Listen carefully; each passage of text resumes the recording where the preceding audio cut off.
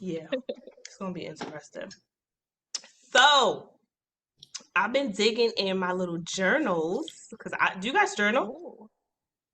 Oh, Not no. anymore. No? Okay, maybe I'm the only weirdo.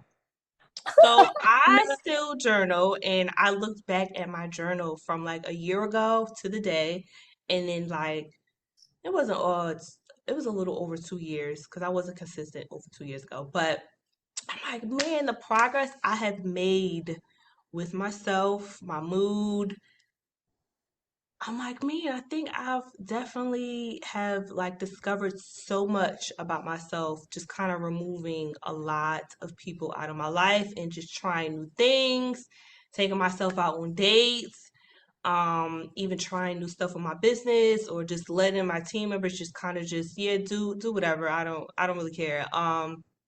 But just being more open and more vulnerable because I feel like I definitely was not a vulnerable person prior to, and that probably definitely only started with me going to therapy. Mhm.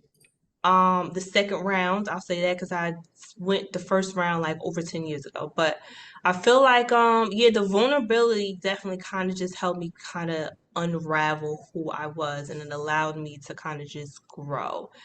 What would you guys say your discovery was about yourself within the last 2 years? I'll start. Yeah. Oh, the last 2 years, I think the pandemic, I would love to bring that up. The Mhm. coronavirus really brought so many things about ourselves that we never truly know. It was during the pandemic where I stayed at home and my Mhm. partner was there 24/7, and I Hmm. realized that wow, I could not stand this person's, personality. Oh Oh my God. Yeah, it was really the turning point of the relationship. So that's one. And about myself, I realized that I'm at this stage in my life where I do not tolerate bare minimum Mhm. or things that I feel I'm not comfortable with. Because I'm the type of person who are afraid of what other people will say about me before, Mhm. how my mother would perceive me, how my friends would react if I say no to date no. nights, or if someone asks you for help and you say no.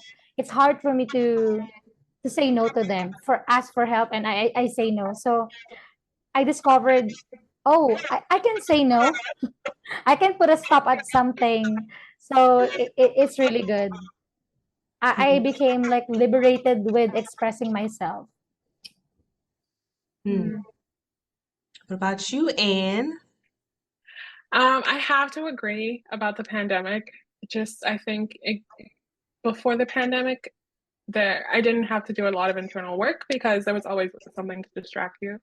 Mhm. Whether usually it's like going out with friends, going out to do this, going out to do that. So you never really had to take the time to sit down with yourself and do any internal work. It was just like, oh, we can just go outside and do something. So yeah, the pandemic was just really a time where distractions were at a minimum, Mhm. which really let like internal voices be loud. So I think the biggest discovery for me was actually through a therapist. She mentioned that, well, she asked if I feel like I react to things from a sense of like panic. Like if I, or actually, no, there was a term that she used that I'm forgetting, but it's just basically not thinking about the future, doing everything in a panic, um, and Reactionary. reactionary almost. Mhm. Uh, yeah, totally. Um, so that was the biggest discovery. I think, first of all, when she asked that, I was like, I don't think so. Like, I'm a planner. I love to plan things. I don't like chaos usually. Um, but I think the way that she meant it was in the decisions that I was making long term. I was only thinking about like, oh, I need to get a job so that I can do this, or I need to make more money so I can do this. Like it was all just like very reactionary, instead of thinking long term about what it does for like, does it add to who you want to be in the future, or does Mhm. it take away from that? So that was definitely something I'm still working on.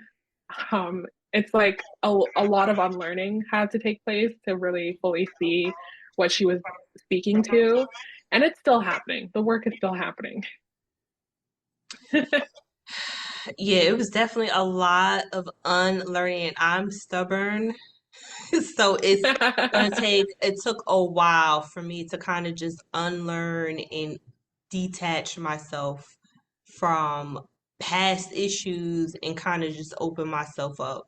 So yeah, the unlearning Mhm. part was like, oh God, why do I have to do this? Yeah, because I'm definitely stubborn.